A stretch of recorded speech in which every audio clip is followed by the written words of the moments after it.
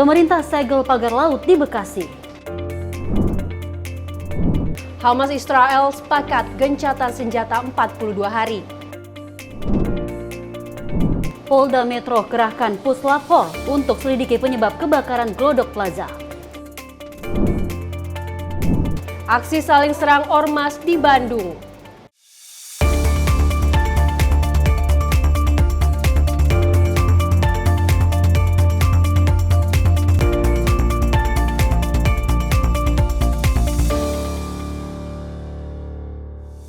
Halo, selamat malam pemirsa. Senang sekali kami menyapa malam Anda pada malam hari ini dengan sejumlah informasi.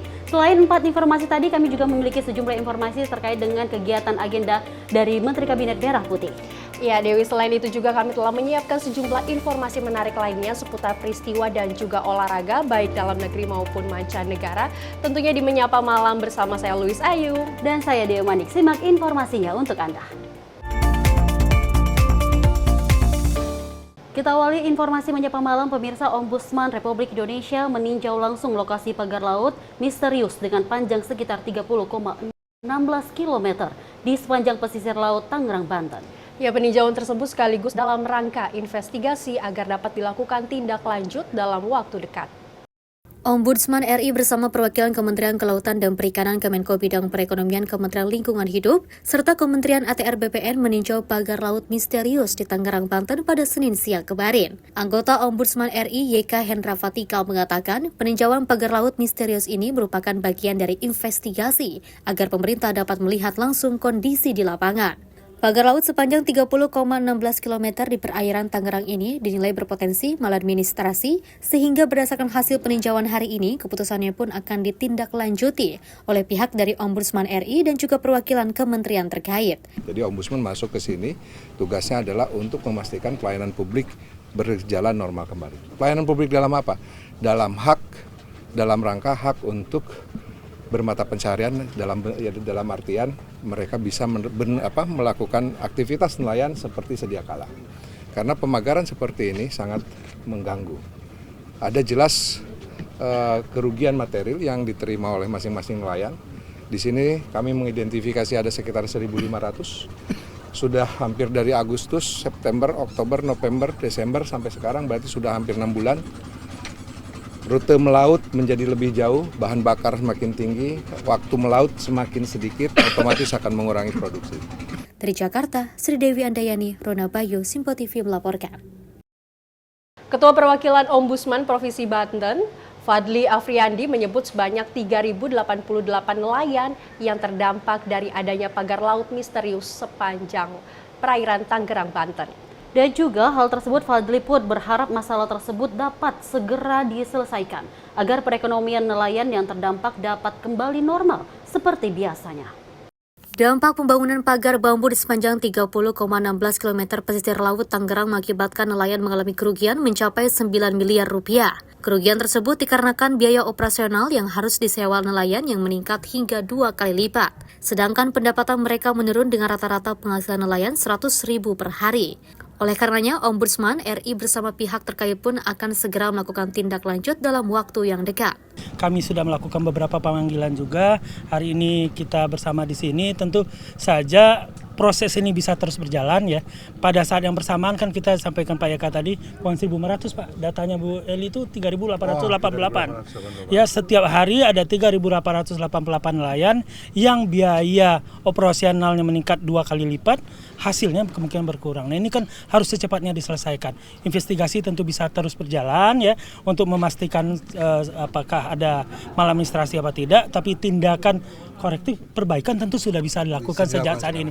Masalah ada terkait dengan pidana atau segala macam, mungkin nanti kepolisian atau pihak berwenang bisa menindaklanjuti. Dari Jakarta, Sri Dewi Andayani, Rona Bayu, Simpo TV melaporkan. Kita lanjut informasi berikut ini, pemirsa. Ketua MPR sekaligus Sekjen Partai Gerindra Ahmad Muzani mengungkapkan bahwa Presiden Prabowo Subianto meminta pagar laut misterius di Tangerang dapat disegel dan dicabut. Ia menyebut bahwa Presiden Prabowo juga memerintahkan agar pembangunan pagar segera diusut. Presiden Prabowo Subianto meminta kepada jajarannya untuk menyegel dan mencabut pagar laut misterius di Tangerang yang kini menjadi sorotan publik. Hal ini diungkapkan oleh Ketua MPR sekaligus Sekjen Partai Gerindra Ahmad Muzani saat menanggapi terkait pagar laut misterius di Kompleks Parlemen Senayan, Jakarta. Muzani juga menyebut bahwa Presiden Prabowo Subianto memerintahkan agar pembangunan pagar laut misterius segera dapat diusut. Pasalnya pagar laut tersebut membuat ribuan para nelayan terhambat mencari mata pencariannya, sehingga menyebabkan kerugian mencapai miliaran rupiah. Beliau sudah setuju pagar laut, pertama itu disegel, kemudian yang kedua beliau perintahkan untuk dicabut kan, gitu, usut begitu, itu udah. Dari Jakarta, Fahrijal Ahmad Amin, Sinpo TV melaporkan. Pemirsa, pemerintah terus melakukan penyelidikan dan investigasi terkait pembangunan pagar di wilayah Laut Tangerang sepanjang 30 km. Menko Bidang Infrastruktur dan Pembangunan Kewilayahan Agus Harimurti Yudhoyono menegaskan penanganan kasus ini melibatkan investigasi secara menyeluruh dari kementerian terkait maupun pemerintah daerah. Dalam pernyataannya, Menko Bidang Infrastruktur dan Pembangunan Kewilayahan Agus Harimurti Yudhoyono menyampaikan bahwa penyelidikan tengah berlangsung untuk memastikan status pagar di wilayah Laut Tangerang. AHY mengatakan pihaknya akan tetap memantau dan berkoordinasi untuk menjaga kejelasan status dan aspek legalitas pagar tersebut. AHY menjelaskan proses investigasi akan melibatkan pemerintah daerah setempat untuk menjamin semua pihak terlibat dalam menegakkan hukum secara transparan. Lebih lanjut, AHY menuturkan pemerintah berkomitmen untuk menuntaskan kasus tersebut dengan transparan dan sesuai dengan prinsip hukum serta menjaga kehidupan masyarakat di sekitar wilayah. Terus melakukan langkah-langkah investigasi dan perlu diketahui bahwa terkait dengan tata ruang di wilayah laut itu dalam otoritas Kementerian Kelautan dan Perikanan dan itu di luar dari koordinasi Kemenko Infrastruktur. Namun demikian ya kita cermati bersama, kita ikuti karena saya tidak ingin gegabah untuk menyampaikan karena sedang diinvestigasi secara bersama-sama termasuk juga oleh pemerintah daerah setempat sehingga jelas statusnya apa karena ya memang kita ingin meyakinkan dalam setiap aspek kehidupan ya semua harus taat pada hukum, tidak boleh ada kegiatan apapun yang di luar dari aturan dan hukum yang berlaku. Dari Jakarta, Jihan Nabila Mutia Anggiani, Simpo TV melaporkan. Sementara itu pemirsa, pimpinan DPR Dasko mengatakan pihaknya melalui komisi terkait tengah mengecek pemagaran laut yang berada di pesisir Tangerang, Banten. Pengecekan ini dilakukan untuk mencari tahu dalang di balik pembangunan pagar laut tersebut. Pagar laut misterius yang terbentang di pesisir Tangerang, Banten kini menjadi sorotan publik sehingga memberikan dampak untuk para nelayan dalam mencari mata pencariannya. Menyikapi hal ini pun Wakil Ketua DPR Dasko telah memerintahkan kepada Komisi Teknis DPR untuk mengusut mencari dalang di balik pembangunan pagar laut misterius tersebut. Kendati demikian, dirinya juga mengimbau kepada Komisi Teknis DPR untuk berhati-hati dalam menyikapi hal tersebut, termasuk dalam memanggil pihak-pihak yang mengklaim yang siap bertanggung jawab. Nah, kita sudah minta Komisi Teknis sekarang justru mengecek siapa pihak yang bertanggung jawab. Karena ini kan ada banyak pihak yang mengaku bertanggung jawab. Itu ada nelayan, ada kemudian kelompok masyarakat. Nah, sehingga kalau tadi mau dipanggil kita takut salah panggil. Nah, sehingga sekarang ini langkah yang dilakukan adalah melakukan pengecekan kepada berbagai pihak termasuk aparat penegak hukum untuk kemudian kita ingin tahu siapa yang ada di balik itu. Nah, kalau nanti sesudah masa sidang, itu mungkin kita akan kirim Komisi Teknis untuk turun ke lapangan. Dari Jakarta, Fahrizal Davarizkiano, Simpo TV melaporkan. Pemirsa, polemik ribuan batang bambu yang membentang sepanjang lebih dari 2 km di Laut Utara Bekasi, Jawa Barat pada Rabu siang, Kementerian Kelautan dan Perikanan langsung melakukan penyegelan kegiatan dengan memasang pelang bertuliskan pemberhentian kegiatan reklamasi tanpa PKK-PRL. Dan juga sebelumnya dilakukan penyegelan, pihak KKP telah bersurat agar kegiatan tersebut dihentikan sementara. Apabila ditemukan pelanggaran, KKP akan menindak tegas.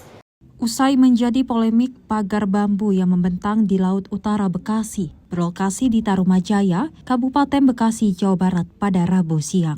Pihak Kementerian Kelautan dan Perikanan atau KKP langsung melakukan penyegelan lokasi pagar bambu. Pihak KKP melakukan penyegelan kegiatan dengan memasang pelang bertulisan pemberhentian kegiatan reklamasi tanpa PKKPRL. Menurut Dirjen KKP, sebelum dilakukan penyegelan pihaknya sudah menyurat untuk menghentikan kegiatan pemagaran. Pasalnya kegiatan pemagaran dilakukan berada di wilayah laut, tanpa ada persetujuan kesesuaian kegiatan pemanfaatan ruang laut atau PKKPRL. Kedepannya KKP akan melakukan rapat bersama pihak pemerintah daerah dan swasta untuk mengetahui status lahan yang dilakukan pemagaran.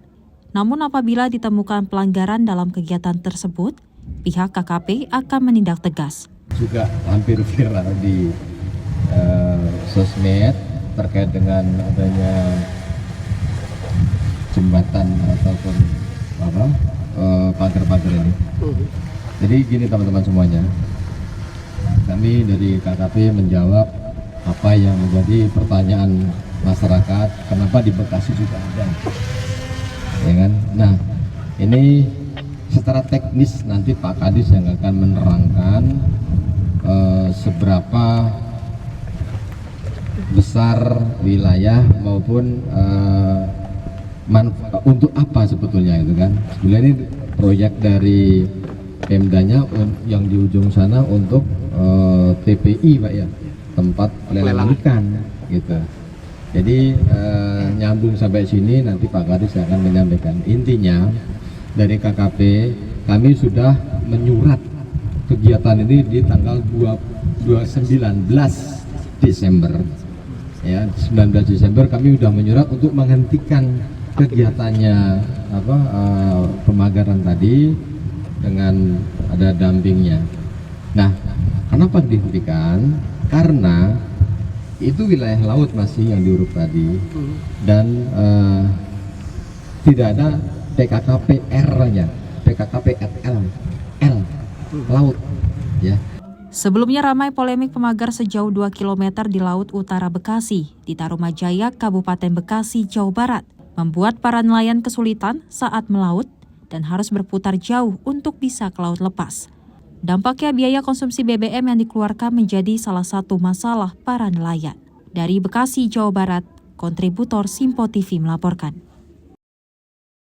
Dan pemirsa, usai pagar laut dilakukan penyegelan oleh pengawasan sumber daya kelautan dan perikanan Kementerian Kelautan dan Perikanan KKP di Tarumajaya, Kabupaten Bekasi, Jawa Barat. Ya, para nelayan pesisir utara Bekasi berharap pemerintah segera menyetop semua kegiatan pemagaran laut. Pasalnya, pagar laut ini selama ini membuat para nelayan sulit mencari ikan.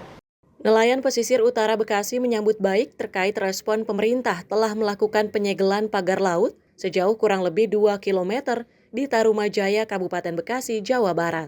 Selain melakukan penyegelan, nelayan juga berharap kepada Kementerian Kelautan dan Perikanan agar menindak tegas dan menghentikan kegiatan pemagaran Laut Bekasi.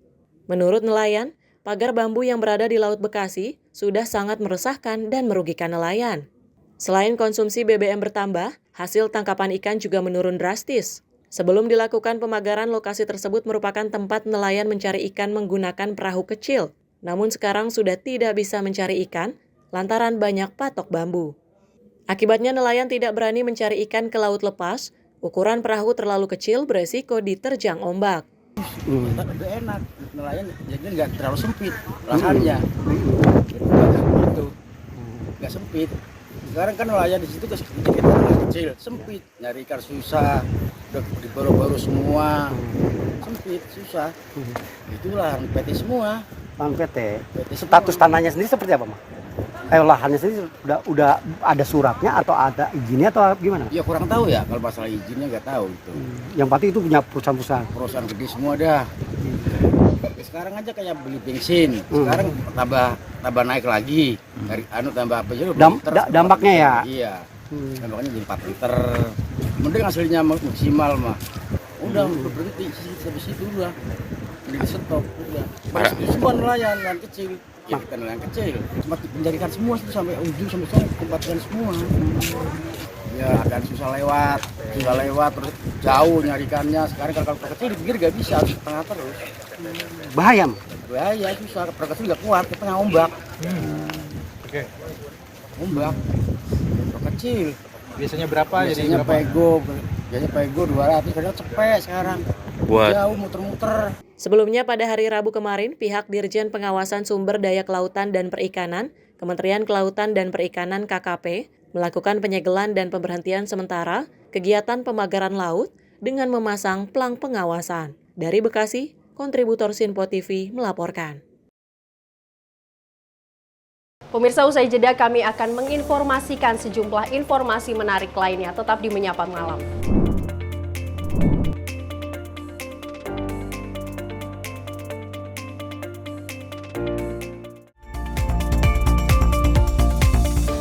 Pemirsa, Sinpo TV kembali hadir menemani Anda dengan berbagai informasi yang telah kami rangkum dalam sepekan. Sajian lengkap informasi sepekan kami hadirkan untuk Anda. Badan Legislasi DPR menemui masa unjuk rasa di depan gedung DPR RI Senayan, Jakarta. Menemani akhir pekan Anda bersama keluarga dengan rangkuman berita menyeluruh dalam Sinpo Sepekan setiap minggu pukul 6 pagi hanya di Sinpo TV. Halo, selamat malam pemirsa. Senang sekali rasanya kami mengisi ruang informasi Anda. Akhiri aktivitas Anda dengan rangkuman perkembangan peristiwa yang terjadi sepanjang hari. Sebelumnya kita saksikan ada sekitar 3.000 tamu undangan, sementara di Ibu Kota Nusantara ini ada sekitar 2.000 tamu undangan. Rangkaian informasi nasional dan mancanegara dirangkum sebagai penutup hari dalam Menyapa Malam. Setiap Senin hingga Jumat pukul 8 malam, hanya di Sinpo TV. Halo, selamat pagi pemirsa Sinpo TV. Selamat pagi Andi. Selamat pagi, Fen. Beragam informasi terbaru hadir menemani Anda sebelum memulai hari. Itu memang dari Menteri Perhubungan juga mendukung, Betul. dari Menteri Keuangan juga mendukung, dan kita sebagai masyarakat pun juga Harus mendukung. Mengangkat isu yang tengah menjadi pembicaraan paling hangat. Semarakan pagi Anda bersama Menyapa Pagi. Setiap Senin hingga Jumat pukul 6 pagi hanya di Sinpo TV. Halo pemirsa, kami kembali hadir dengan sejumlah informasi yang kami himpun dari berbagai penjuru dunia. Rangkaian informasi yang membuat akhir pekan Anda begitu bermakna. Sebuah kelompok di Afrika Selatan memberikan layanan pertunjukan film dengan tenaga surya. Berita yang menjadi sorotan media dari dalam dan luar negeri kami hadirkan untuk menemani pekan Anda dalam Sinpo Dunia Sepekan, Sabtu dan Minggu pukul 9 pagi hanya di Sinpo TV. Kami hadir dengan rangkaian informasi dari berbagai penjuru dunia. Topik dan isu yang tengah menjadi sorotan mancanegara dikemas dengan lengkap untuk Anda.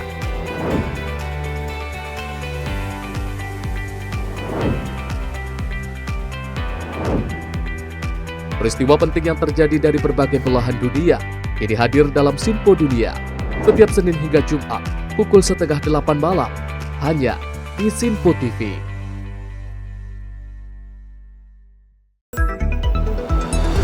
Jadilah yang pertama mengetahui perkembangan terkini seputar informasi dari lembaga parlemen. Punya data nasional, tidak ada satupun backup berarti kan?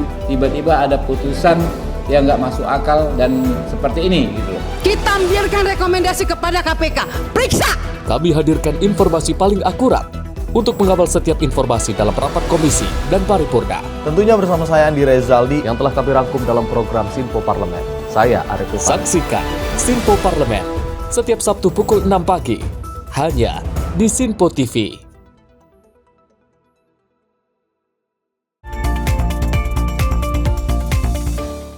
Terima kasih pemirsa, Anda kembali menyaksikan Menyapa Malam. Kita lanjut informasi. Warga Palestina yang berada di Gaza menyambut pengumuman gencatan senjata antara Israel dan Hamas dengan penuh sukacita. Euforia warga Gaza menggema di berbagai lokasi begitu mendengar berita tentang kesepakatan gencatan senjata Israel-Hamas. Salah satu lokasi perayaan gencatan senjata Israel-Hamas berada di area Rumah Sakit Al-Aqsa Gaza. Selama beberapa jam, orang-orang mengubah seluruh area sekitar Rumah Sakit Al-Aqsa menjadi panggung perayaan dengan bergembira bersama. Orang-orang yang berada kamp pengungsi Al-Mawasi Gaza juga ikut merayakan gencatan Israel-Hamas. Al-Mawasi adalah lokasi yang telah dibom tanpa henti selama 15 bulan terakhir, sehingga memberikan ancaman kepada warga Gaza. Warga Gaza di Deir al-Balah juga bersukacita atas pengumuman gencatan senjata ini. Mereka saling merangkul satu sama lain dan menembakkan kembang api ke langit malam untuk meluapkan kegembiraan. Gencatan senjata di Gaza baru akan mulai berlaku pada Minggu 19 Januari 2025. Sebagai informasi, ceasefire atau gencatan senjata ini merupakan penghentian konflik bersenjata untuk sementara. Kesepakatan gencatan senjata Israel-Hamas dilakukan dalam 3 tahap atau fase yang berjalan selama beberapa minggu ke depan, termasuk proses pembebasan atau pertukaran sandera. Tim redaksi Sinpo TV melaporkan. Israel dan Hamas resmi sepakat melakukan gencatan senjata di Gaza dan akan memberlakukan mulai 19 Januari 2025. Hamas maupun Israel akan menjalankan pertukaran sandera selama gencatan senjata tersebut. Dan juga Hamas akan melepas 33 sandera, sedangkan Israel akan melepas sejumlah tahanan. Setelah lebih dari 15 bulan konflik berkepanjangan di jalur Gaza, Hamas dan Israel akhirnya menyepakati gencatan senjata selama 42 hari. Kesepakatan ini diumumkan pada Rabu 15 Januari 2025 dan akan mulai berlaku efektif pada Minggu 19 Januari 2025. Langkah ini diharapkan dapat mengurangi ketegangan dan memberikan ruang bagi kedua pihak untuk mencari solusi jangka panjang. Kesepakatan gencatan senjata antara Israel dan Hamas diumumkan langsung oleh Perdana Menteri Qatar, Sheikh Mohammed bin Abdurrahman bin Jassim Al Thani. Kesepakatan tersebut yang akan dimulai pada tanggal 19 Januari menjanjikan pembebasan puluhan sandera yang ditahan oleh Hamas secara bertahap. Terdapat 3 fase pada kesepakatan, pembebasan ratusan tahanan Palestina di Israel dan akan memungkinkan ratusan ribu orang yang mengungsi di Gaza untuk kembali ke rumah mereka yang tersisa. Announce a ceasefire in the hopes of reaching a permanent ceasefire between the two sides. The phase 1 of the agreement will go on for 42 days and it will include a ceasefire and the withdrawal of Israeli forces to the east away from populated areas. Israeli forces will then be positioned along the Gaza border and which will allow for the swap of prisoners as well as the swap of remains and the return of the displaced people to their residences. In phase 1, Hamas will be releasing 33 Israeli captives. Phase 1 also includes an increased flow of relief and humanitarian aid to all parts of the Gaza Strip, as well as the rehabilitation of hospitals, health centers, bakeries, and allowing the entry of fuel and civil defense equipment, as well as basic necessities for displaced people who lost their houses as a result of the war. Gencatan senjata ini disambut dengan antusias oleh warga Palestina yang selama ini mengalami dampak langsung dari konflik tersebut. Gencatan senjata 42 hari ini menjadi momen penting dalam upaya meredakan konflik antara Hamas dan Israel. Namun keberhasilannya sangat bergantung pada langkah-langkah lanjutan yang diambil oleh kedua belah pihak untuk menciptakan perdamaian yang berkelanjutan. Sebagai bagian dari kesepakatan, kedua pihak juga menyetujui pembebasan sejumlah tahanan. Hal ini dianggap sebagai upaya untuk membangun kepercayaan di antara kedua belah pihak. Komunitas internasional menyambut baik kesepakatan ini. PBB dan berbagai negara, termasuk Mesir yang bertindak sebagai mediator, berharap gencatan senjata ini dapat menjadi langkah awal menuju perdamaian yang lebih permanen di wilayah tersebut. Tim redaksi Sinpo TV melaporkan. Kita lanjut informasi berikut ini pemirsa. Masyarakat di berbagai negara menyambut baik kesepakatan antara Hamas dan Israel yang berujung pada penghentian perang di Gaza serta penetapan gencatan senjata di wilayah tersebut. Dalam hal ini DPR RI juga menyambut baik langkah tersebut dan diharapkan menjadi awal dari perdamaian yang permanen. Kesepakatan tersebut yang muncul setelah berminggu-minggu negosiasi yang melelahkan di ibu kota Qatar, menjanjikan pembebasan secara bertahap puluhan sandera yang ditahan Hamas, pembebasan ratusan tahanan Palestina di Israel, dan akan memungkinkan ratusan ribu orang terlantar di Gaza untuk kembali ke puing-puing rumah mereka. Tentu kita sangat bahagia mendengar berita bahwa sudah ada langkah-langkah menuju perdamaian antara pihak yang bertikai di wilayah Palestina, khususnya di wilayah daerah Gaza.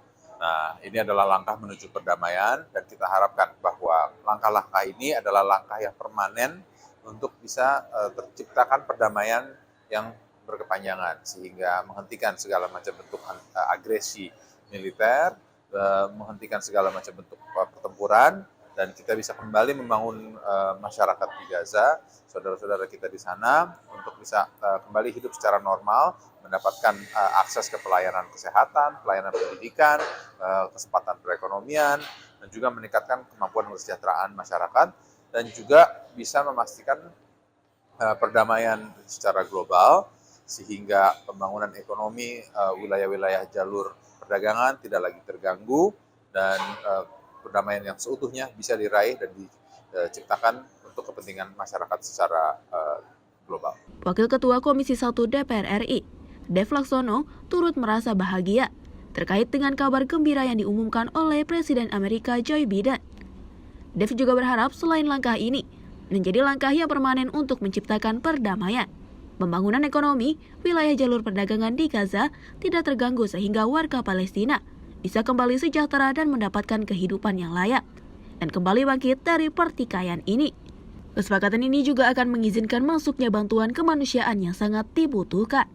Tim redaksi Sinpo TV melaporkan. Pemirsa, beralih ke informasi selanjutnya, Badan Amil Zakat Nasional atau Basnas menyampaikan komitmen Indonesia dalam mendukung penuh pada kemerdekaan Palestina.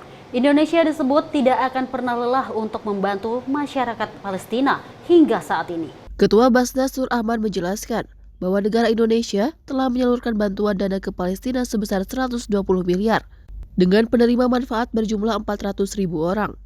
Nantinya dana tersebut akan digunakan untuk membangun masjid, rumah sakit, dan sekolah. Dirinya berharap bangsa Palestina segera dapat merdeka dan gencatan senjata agar konflik dapat berakhir.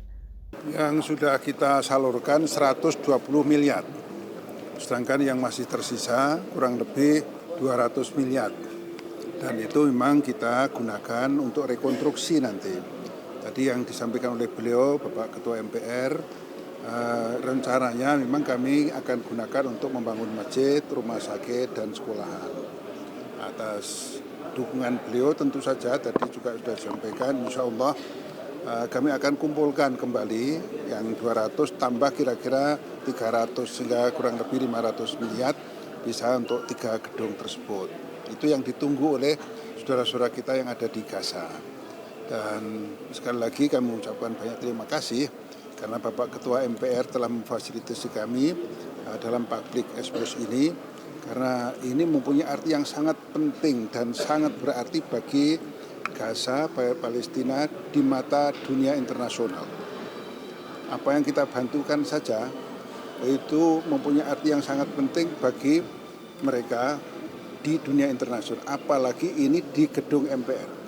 Sehingga dengan demikian secara politik insya Allah ini adalah bagian bahwa seluruh bangsa Indonesia bersatu padu membantu Palestina terutama kemanusiaan, dan syukur kita juga menunggu segera merdeka. Dari Jakarta, Fahrizal Ahmad Amin, Sinpo TV melaporkan. Sementara itu, pemirsa, Ketua MPR Ahmad Bujani mengatakan bahwa pihaknya mendukung penuh Badan Amil Zakat Nasional dalam memberikan bantuan kepada rakyat Palestina. Menurutnya, bantuan Basnas tersebut dapat memberikan andil yang tidak kecil bagi perjuangan rakyat Palestina. Bantuan yang disalurkan Indonesia melalui Badan Amil Zakat Nasional dinilai dapat memberikan dampak yang bermanfaat bagi rakyat Palestina. Hal tersebut disampaikan langsung oleh Ketua MPR Ahmad Muzani usai menghadiri public expose Basnas dengan tema membasuh luka Palestina di Kompleks Parlemen Senayan, Jakarta. Muzani mengatakan bahwa bangsa Indonesia memberikan dukungan kepada rakyat Palestina dari berbagai sisi seperti sisi kemanusiaan dan sisi politik. Hal ini dilakukan agar rakyat Palestina dapat mewujudkan Palestina yang merdeka dan bebas dari penjajahan. Beliau merencanakan akan melakukan rekonstruksi dan rehabilitasi terhadap bangunan-bangunan yang menjadi kebanggaan bangsa Indonesia di tanah Palestina, yakni masjid, sekolah, dan rumah sakit yang kini hancur bisa diperbaiki kembali. Jadi beliau sudah menghitung kemungkinan jumlah yang diperlukan semuanya, itulah kira-kira yang disampaikan oleh beliau.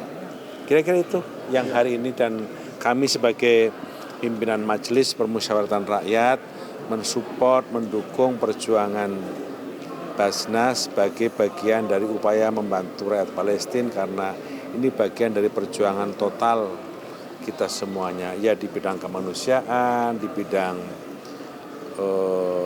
politik, di bidang apa saja, semuanya kita lakukan untuk mewujudkan Palestina yang merdeka, yang bebas dari penjajahan. Dari Jakarta, Fahrizal Ahmad Amin, Sinpo TV melaporkan. Informasi kita lanjut, pemirsa. Munas Perhimpunan Penggilingan Padi dan Pengusaha Beras Indonesia Perpadi 2025 digelar di Solo pada Rabu 15 Januari menjadi momentum penting untuk mendorong swasembada pangan dan revitalisasi industri penggilingan padi. Ya, Menteri Koordinator Bidang Pangan Menko Zulfikri Hasan juga memastikan pemerintah tidak akan melakukan impor berbagai komoditas pangan termasuk beras. Dalam acara ini dihadiri Menteri Koordinator Bidang Pangan Menko Zulkifli Hasan. Zulhas juga menyampaikan dalam pidatonya, yakni pemerintah tidak akan melakukan impor berbagai komoditas pangan, baik beras, jagung, kedelai, dan gula. Namun semua pihak harus bekerja sama dalam mewujudkan swasembada pangan salah satunya Perpadi atau Perkumpulan Penggilingan Padi dan Pengusaha Beras Indonesia. Hal itu ditekankan Zulkifli Hasan atau Zulhas saat membuka Musyawarah Nasional Perpadi 2025. Bahkan pemerintah telah memangkas aturan-aturan tentang distribusi pupuk. Kini tanggung jawab pupuk hanya di Kementerian Pertanian yang didistribusikan pupuk Indonesia kepada petani. Lalu penyuluh pertanian yang tak kalah penting juga akan ditambah. Penyuluh akan jadi pegawai pusat dan jumlahnya dari 37.000 orang akan ditambah minimal tiap desa 1. Ada beberapa program yang akan dilaksanakan pemerintah dalam mewujudkan swasembada pangan. Tahun ini pemerintah akan fokus menyelesaikan pembangunan irigasi, kemudian yang rusak juga diperbaiki. Tim redaksi Sinpo TV melaporkan. Pemirsa, Ketua Badan Amil Zakat Nasional Nur Ahmad menanggapi usulan Ketua DPD Sultan Najamuddin yang melakukan pengusulan dana zakat untuk membiayai program makan bergizi gratis. Dirinya juga menyampaikan bahwa prioritas pihaknya ialah membantu fakir miskin. Ketua Badan Amil Zakat Nasional Nur Ahmad menjelaskan bahwa terdapat 8 asnaf zakat, termasuk fakir, miskin, gorimin, rikob hingga orang dalam perjalanan yang bukan maksiat. Nur menyebut bahwa pihaknya akan menerima jika sasarannya ialah fakir miskin. Dirinya mengatakan selama ini Basnas sudah menyerahkan bantuan kepada fakir miskin tanpa melihat adanya program makan bergizi gratis. Lebih luas saat ditanya awak media terkait sikap Basnas untuk program makan bergizi gratis, ia mengaku tak masalah jika hanya untuk fakir miskin. Iya, jadi kalau Basnas itu dasarnya kan mustahik. Mustahik itu orang yang berhak untuk mendapatkan dana dari zakat, infak, dan sedekah. 8 asnaf itu, fakir miskin terutama sekali, kemudian bisa juga ada sabilillah, ibnu sabil, ada ghorim, ada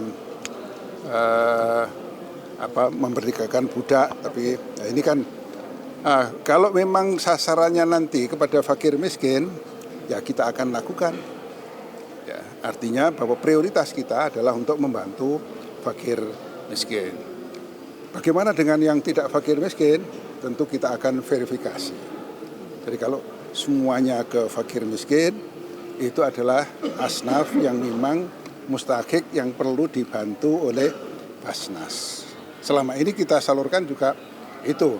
Jadi tanpa melihat ada makan bergizi gratis atau dengan acara apa, selama ini juga kita sasarannya untuk itu. Bahkan selalu kami sampaikan, siapa saja yang tidak bisa makan, datang ke Basnas, di mana saja pasti ada. Kalau itu untuk fakir miskin tidak ada masalah, karena fakir miskin kan ada di mana-mana. Kan kita tidak bisa menolak makan bergizi gratis di situ, ada fakir miskin, kemudian kita tolak, dosa dengan ya. Itu. Terima kasih. Dari Jakarta, Farizal Ahmad Amin, Sinpo TV melaporkan.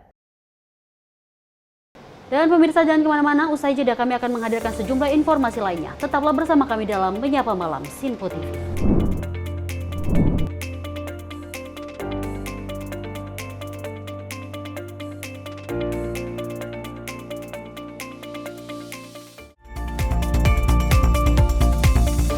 Pemirsa, Sinpo TV kembali hadir menemani Anda dengan berbagai informasi yang telah kami rangkum dalam sepekan.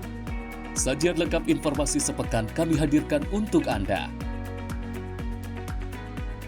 Badan Legislasi DPR menemui masa unjuk rasa di depan gedung DPR RI Senayan, Jakarta. Menemani akhir pekan Anda bersama keluarga dengan rangkuman berita menyeluruh dalam Sinpo Sepekan setiap minggu pukul 6 pagi hanya di Sinpo TV.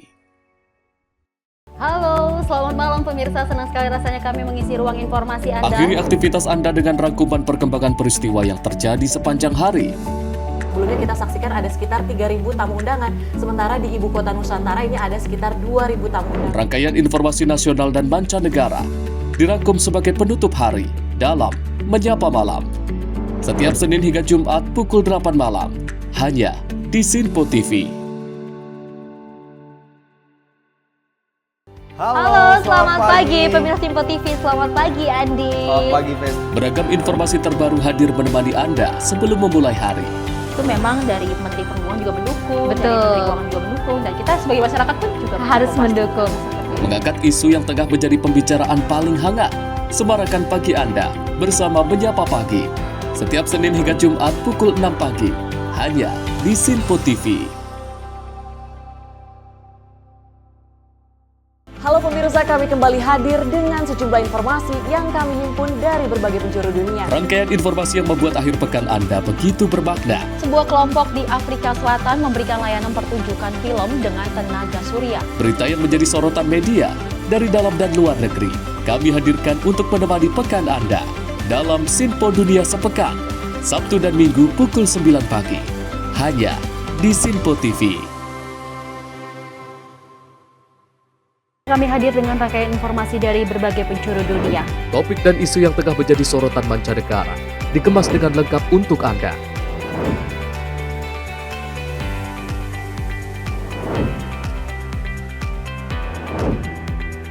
Peristiwa penting yang terjadi dari berbagai belahan dunia ini hadir dalam Sinpo Dunia setiap Senin hingga Jumat pukul 7:30 malam hanya di Sinpo TV.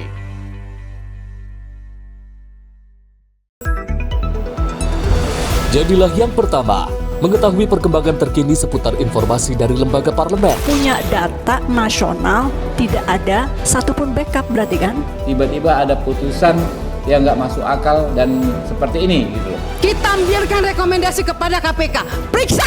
Kami hadirkan informasi paling akurat untuk mengawal setiap informasi dalam rapat komisi dan paripurna. Tentunya bersama saya Andi Rezaldi yang telah kami rangkum dalam program Sinpo Parlemen. Saya Arif Rifani. Saksikan Sinpo Parlemen setiap Sabtu pukul 6 pagi hanya di Sinpo TV.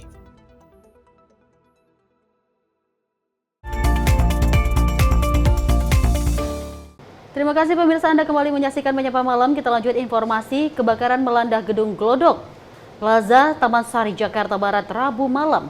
Kepala Dinas Gulkarmat DKI Jakarta Satriadi Gunawan ini menyampaikan kebakaran ini diduga dari ruangan tempat hiburan malam atau diskotik. Selain itu, pengunjung yang terjebak sudah berhasil diselamatkan evakuasi oleh anggota damkar. Dengan mengerahkan 21 unit mobil damkar DKI Jakarta, serta ratusan personel damkar berupaya melokalisir api di gedung Glodok Plaza Jakarta Barat Rabu malam. Kebakaran ini melanda 3 lantai yang berada di lantai 7, 8, dan 9 pada gedung pembelanjaan tersebut. Sementara menurut PLT Kepala Dinas Gulkarmat DKI Jakarta Satriadi Gunawan, kebakaran ini timbul dari sebuah ruangan tempat hiburan atau diskotik. Jadi ledakan ini kita juga belum tahu, tapi yang pasti kan Plaza Glodok ini tempat jual elektronik ya, barang-barang elektronik. Nah itu apakah gas, apa tabung gas atau dari elektronik tersebut kita belum bisa pastikan. Pak, total 1 perempuan dan 8 laki-laki betul ya Pak ya? Ya. Tadi diamankan kemana Pak? Iya betul, jadi sudah di PMI, sudah dievakuasi di ambulan, tapi dalam kondisi semuanya alhamdulillah tidak ada korban apa luka atau korban terbakar. Pak, sampai saat ini berapa gedung sih Pak? Kalau sumber api sendiri dari mana? Nah, sumber api dugaan sementara itu dari lantai 7 dan lantai 8. Jadi lantai 7 itu ada aktivitas apa namanya itu? Bukan. Apa namanya? Restoran? Bukan restoran. Diskotik. Oh, oke. Diskotik dan di atasnya ada kafe. Jadi sumber api dari situ, cuman dugaan penyebabnya kita belum tahu. Kita belum tahu juga penyebabnya apakah dari perspektif listrik atau apa, karena kita masih fokus ke pemadaman.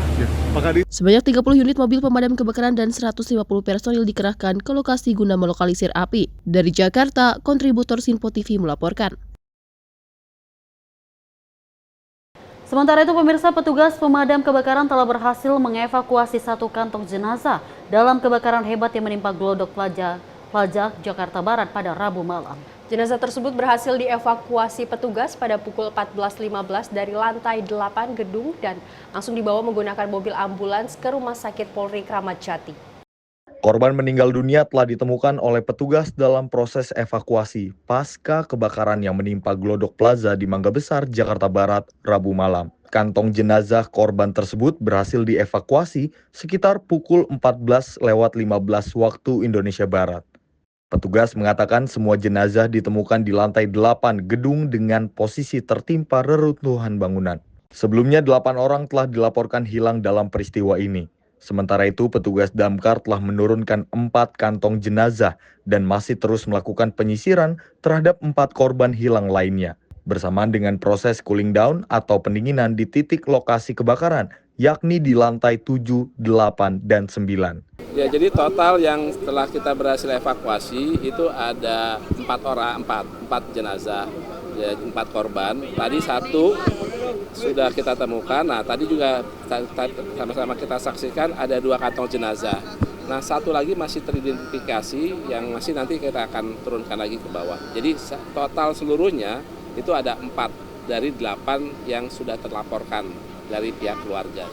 Ya, dari tepatnya jam 2 lewat 15 menit ya, 14.15 itu ada satu jenazah. Nah, sekarang ini ditemukan 3.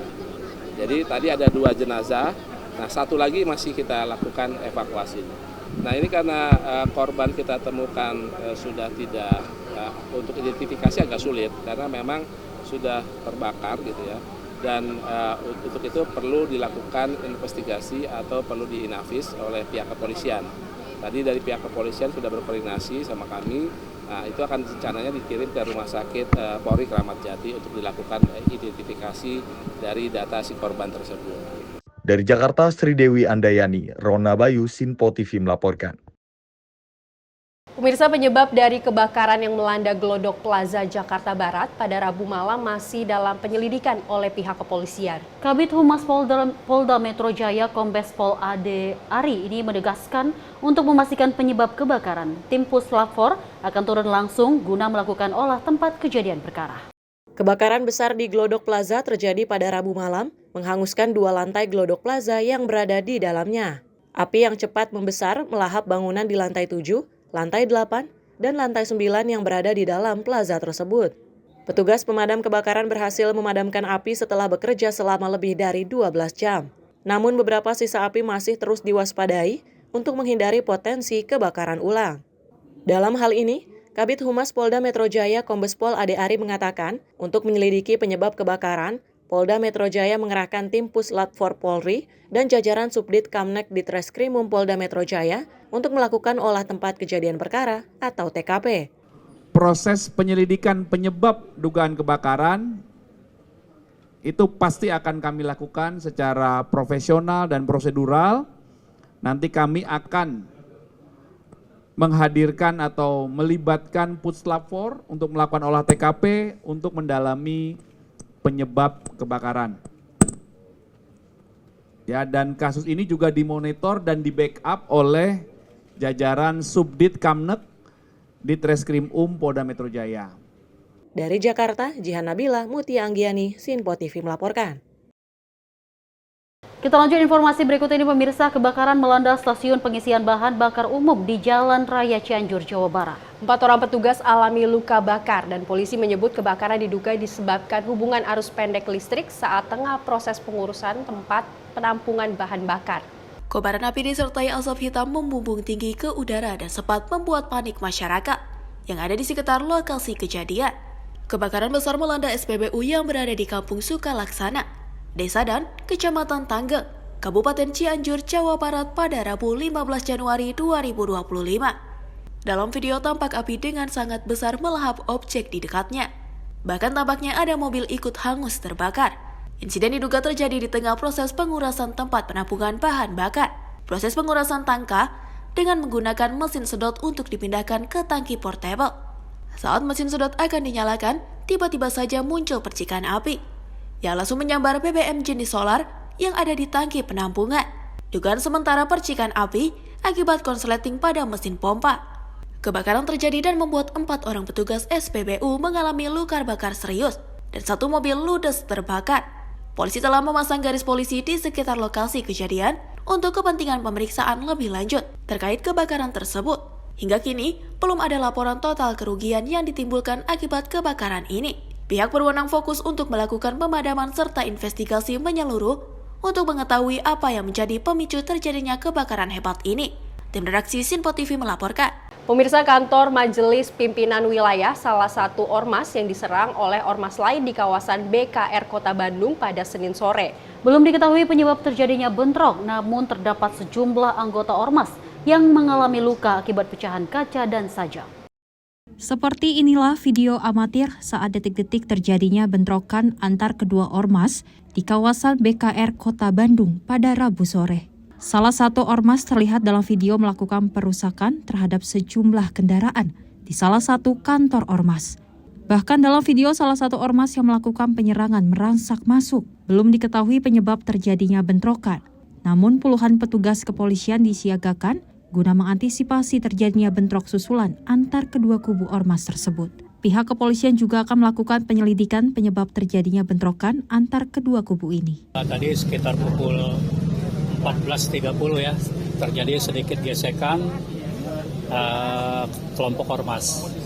Namun demikian saat ini situasi sudah terkendali kondusif, di mana kami Polsek Rego berikut Koramil Rego Lengkong mendapat BKO juga dari Polrestabes mengamankan situasi. Sudah teridentifikasi? Sampai saat ini tim kami masih menelusuri apa yang menjadi penyebab gesekan seperti ini. Untuk sementara yang luka juga kami masih telusuri ya. Tim kami masih ngecek ke rumah sakit apakah ada korban atau tidak. Termasuk motif juga masih diselidiki? Motif kami masih selidiki ya. Apa yang menjadi penyebab sehingga terjadi gesekan kedua ormas ini. Nanti perkembangan lanjut nanti melalui pimpinan kami laporkan. Untuk mengantisipasi terjadinya penyerangan kembali. Untuk antisipasi penyerangan kembali tentunya kami sudah terlihat di sini kami turunkan personil baik dari Polsek, TNI Polri, termasuk juga dari Polrestabes. Inafis Polrestabes Bandung pun langsung melakukan olah tempat kejadian perkara dan anggota dari salah satu ormas yang terluka seluruhnya dilarikan ke rumah sakit. Dari Bandung, Jawa Barat, kontributor Simpo TV melaporkan. Pemirsa, mantan Ketua Komisi Pemilihan Umum RI Arief Budiman Rabu pagi mendatangi gedung Komisi Pemberantasan Korupsi untuk memenuhi panggilan sebagai saksi yang dimintai keterangan buronan KPK Harun Masiku. Arief mengatakan keterangan yang diberikan kepada penyidik KPK masih sama persis dengan keterangan yang diberikan dirinya pada 5 tahun lalu. Arief Budiman, mantan Ketua KPU RI periode 2012 hingga 2017, Rabu pagi sekitar pukul 10 mendatangi Gedung Merah Putih KPK Jakarta Selatan. Kedatangan Arief ini guna memenuhi panggilan dari penyidik Komisi Pemberantasan Korupsi untuk dimintai keterangan terkait buronan Harun Masiku dengan tersangka Sekjen PDIP Hasto Kristianto. Sekitar 2 jam menjalani pemeriksaan dan memberikan keterangan, mantan Ketua KPU RI tersebut keluar dan memberikan keterangan terkait pemeriksaan yang dijalani. Sambil berjalan, Arief mengatakan ada 29 pertanyaan yang diberikan oleh penyidik KPK. Ia juga menyatakan bahwa keterangan yang disampaikan hari ini sama persis dan tidak berbeda dengan keterangan yang diberikan olehnya pada 5 tahun lalu. Hanya saja pemanggilan dirinya kali ini untuk tersangka yang berbeda, namun masih dalam kasus yang sama, yaitu dugaan suap Harun Masiku. Di waktu 5 tahun lalu, sama persis, nggak ada yang baru. Saya baru sama Bu Evi. Tinggal ntar gua. Disampaikan oleh KPK, Pak. 29 pertanyaan. Boleh di-spill, Pak, salah satunya, Pak. Boleh di-spill, Pak, salah satunya, Pak. Nggak ada yang baru, sama. Kalau kamu ngikuti, yang baru tentang apa, Pak? ya maksudnya kalau kamu ngikuti keterangan saya yang 5 tahun lalu, itu sama persis dengan itu. Terkait foto Harun dengan Bu Megawati juga ditanyakan lagi, Pak. Ya sama. Lalu kalau keterangannya sama, apa yang membuat menjadi Arief Nah kan judulnya beda. Kalau dulu untuk tersangka siapa, kalau hari ini untuk tersangka siapa gitu kan beda. Alhamdulillah sehat. Alhamdulillah. Sebelumnya KPK memanggil Arief Budiman sebagai saksi kasus korupsi buron Harun Masiku yang melibatkan Sekjen PDIP Hasto Kristianto. Namun Arief tak menghadiri panggilan KPK pada Jumat 10 Januari 2025 lalu dengan alasan belum menerima surat panggilan KPK. Dari Jakarta, Dio Malau, Sinpo TV melaporkan. Dan pemirsa, informasi tadi menutup perjumpaan kita dalam Menyapa Malam edisi kali ini. Saya Deo Manik, terima kasih atas kebersamaan Anda. Sampai jumpa.